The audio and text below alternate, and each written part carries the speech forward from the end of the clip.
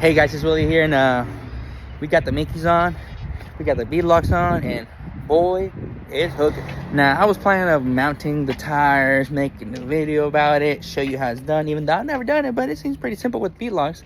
So, I'm like, why not? I'll order the valve stems because they didn't come in the box, and then I got them, put them on, and they were the wrong ones. And at that point, I figured it was a sign from God to not do it myself, so I just paid someone to do it. But, whew, look at that. Long story short, look at them puppies.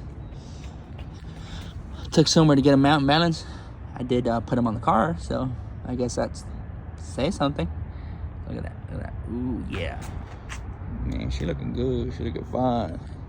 Now I'm about to post a Dragy. It did run our PB on the quarter mile, 60 foot, 0 to 60, everywhere. It's hooking and booking a lot better than I thought, especially being on a bare street in Mexico. Zero prep, nothing, just a little tiny 2-second burnout to clean out the tires, and then I was pleasantly surprised.